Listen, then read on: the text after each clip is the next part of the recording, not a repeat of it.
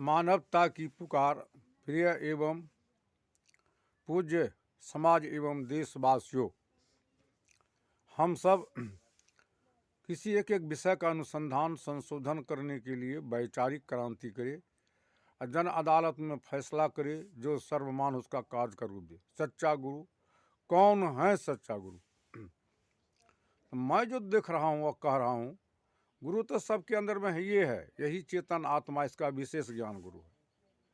जब शिक्षा नहीं था तब भी शिक्षा था ही, तो यही चेतन आत्मा शिक्षा का रूप दिया। अंग्रेजी में 26, उर्दू में 37, बिल्कुल कखारा लेके 52 है, जिस पर समस्त वेद पुराण कुरान बाइबल लिखी गई। तो सच्चा गुरु यह जो अपने को जान गया, वह शिक्षा को जान गया। बाद में शिक्षक पहले पढ़ लिख लिया, बाद में अन्य बच्चे को पढ़ाने लगा। तो गुरु यह चेतन आत्मा, यही शिव के अंदर में जैन, बुद्ध, ईसा, मूसा, हजरत, व्यास, वशिष्ठ, संत तुलसी, कबीर, हमारे अंदर के अंदर में यही चेतन आत्मा है, गुरु, इसका विशेष ज्ञान गुरु। ये जो सूर्यमणि के समान ज्योति जल रही है और सबको देख रहा है, सब कोई इनको नहीं देखता, उनको जो लखा देता है वही सच्चा गुरु है। इसलिए संत कबीर साहब कहते, जब लग मिले गुरु ने साचा, तब लग कीजिए गुरु दस पाँचा, गुरु करू छाइन पैन पीबू जैन, जब तक न देखी आपन नैना, तब तक न मानी गुरु के बहना।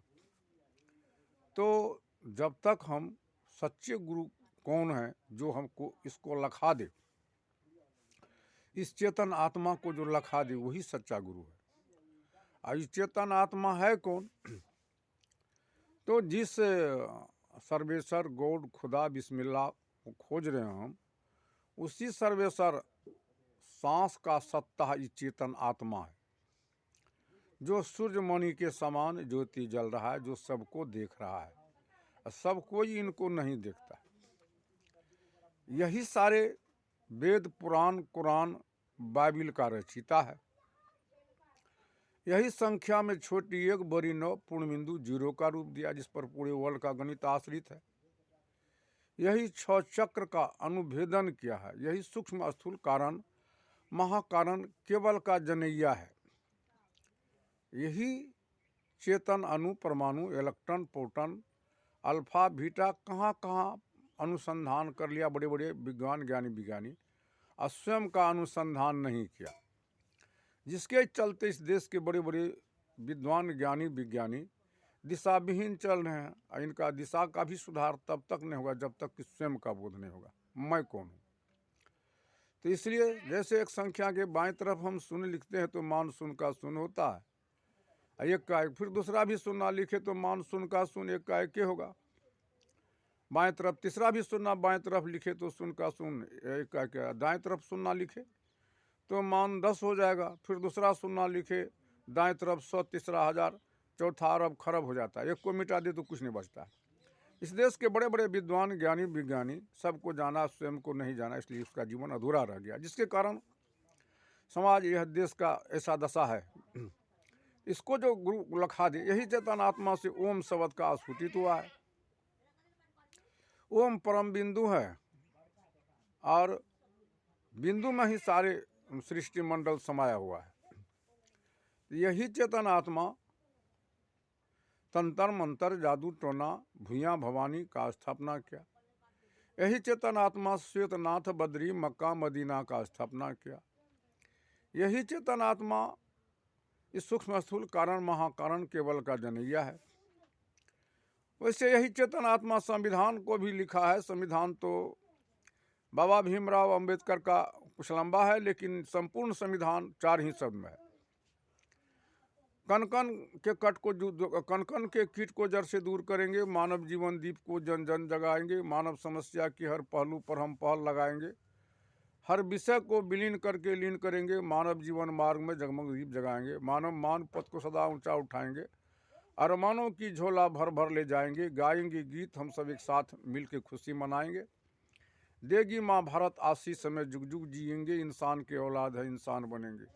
यही चेतन आत्मा सारे देवता देवी इत्यादि का स्थापना किया है। यही चेतन आत्मा जितने भी देवता देवी थे, हुए हैं और होंगे, चाहे दुर्गा, काली, जितने भी हुए लक्ष्मी महारानी सब के अंदर में यही चेतन आत्मा था। तो इनको जो लखा दे वही सच्चा गुरु है। इनको लखे बिना, और यही चेतन आत्मा शरीर का भी निर्माण करती है। जैसे हम आप बचपन से कितने पुराने वस्त्र को छोड़े हैं, कितने नया वस्त्र का धारण किए, पता है? कहना होगा नहीं। आप कितने पुराना गृह को त्यजते हैं, नया गृह निर्माण कर प्रवेश करते हैं। तो यही आत्मा पुराना शरीर छोड़ता, नया शरीर का निर्माण करता है। क्यों करता है? तो पुराना शरीर माता पिता का देह जर्जर बूढ़ा हो जाता है, नया शरीर बाल बच्चे का देह करगर हो जाता है। तो करगर शरीर से जर्जर शरीर का सेवा कौन करता है? पुत्रात्मा। और सेवा कौन लेता है? पिता के जो देह में आत्मा है। पिता के देह में आत्मा नहीं रहे तो सेवा कौन लेगा? अब पुत्रे के देह में आत्मा नहीं तो सेवा कौन देगा? आत्मा ही कहीं माता है, आत्मा ही कहीं पिता है, आत्मा ही कहीं भाई है, आत्मा ही कहीं बहन है, आत्मा ही कहीं गुरु है, आत्मा ही कहीं चेला।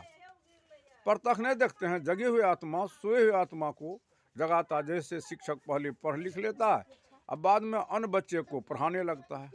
आत्मा है तब मैं आपसे बात कर रहे हैं, आपके अंदर में आत्मा है तब आप बात कर रहे हैं। आत्मा नहीं तो कौन आपसे कुछ कहेगा, उधर कौन सुनेगा? ये 84 लाख जोनी ये आत्मा है क्या? बड़े बड़े तो कहता है आत्मा है ही नहीं। मैं तो इस जगह रोने लगता हूँ। आत्मा नहीं तो शरीर एक कुछ बात करेगा, आत्मा शरीर से निकल जाएगा। उसी जिसको खोज रहे हैं, खुदा गौर बिस्मिल्लाह ईश्वर सर्वेश्वर, सांस का ही सत्ता। ये चेतन है और चेतन असंख्य है। जैसे हम असंख्य देखते हैं, बॉल बाहर जलाते हैं और सबका तार पावर हाउस से जुड़ा हुआ है। एक बॉल फ्यूज होगा तो सब बॉल फ्यूज नहीं होगा। तो शरीर हमारा असंख्य ई बॉल की तरह है। सबके अंदर में वही सांस की शरीर तन है। मन इसका ड्राइवर है। तन मन से परे चेतन आत्मा है। शरीर सबों हम सबों का बॉल की तरह है। सांस सबका तार जुड़ा हुआ पावर हाउस से, प्रकृति से। और सांस का ही सत्ता है, ये चेतन आत्मा है। तो एक हमारा तार छूट गया तो हमारा बोल बुझ जाएगा, सबका नहीं न बुझेगा। तो जैसे हम लोग चिराग जलाते हैं तो चिराग में तो तेल है, तेल में अग्नि है। सलाई में काठी है, काठी में अग्नि है। जब हम सलाई से काठी निकाल के घसते हैं तो चिरगारी निकलती, चिराग से संधि कर देते। तो क्या होने लगता है? ऊपर ज्वलित अग्नि हो जाता है। तो वो प्रकाश नहीं है, प्रकाश शीशा फोड़ के निकलता है। तो प्रज्वलित अग्नि हो जाता है, लौ हो जाता है। जैसे फूल का पराग फूल को बाहर निकलता है, उसमें ऑक्सीजन जलता है। उनका भी 3 रूप होता है, उष्मा, प्रज्वलित और शीतल।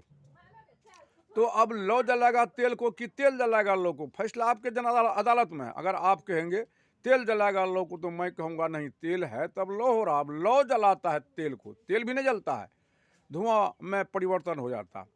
तो तेल है तब लो हो रहा। तो तेल है तब लो हो रहा। उसी प्रकार सर्वेश्वर सांस का ही सत्ता, ये चेतन है। चेतन जानता है सर्वेश्वर को, ईश्वर को, सांस को। तो सांस तो लो को लो कहेंगे, तेल को तेल कहेंगे। तो सांस ही जीव है, सर्वेश्वर ईश्वर है। सांस का ही सत्ता, ये चेतन है। उसे ईश्वर को जो नहीं मानता नास्ती है। तो चेतना संख है। तो वही सर्वेश्वर सांस यानी जीव कण कण और घट घट में अनवर्त क्रिया करती है। तब हम भोजन लेते हैं, तब लार रस खून मांस मजा हड्डी चाम रोम, तब बीज बनता है।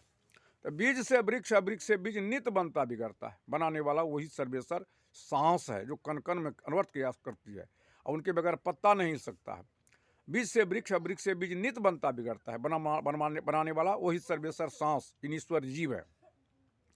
उड़ता हुआ पक्षी के घर में इस सांस क्रिया करती है, तब चिड़िया विचरण करती है, तब उनके अंग में निर्माण होता। सांस रुक गया, प्राण छूट गया, निर्माण रुक जाएगा, वहाँ की निर्माण होगा? बताएं धरती के पंडितों, विद्वानों, आचार्य, ऋषि, महर्षियों।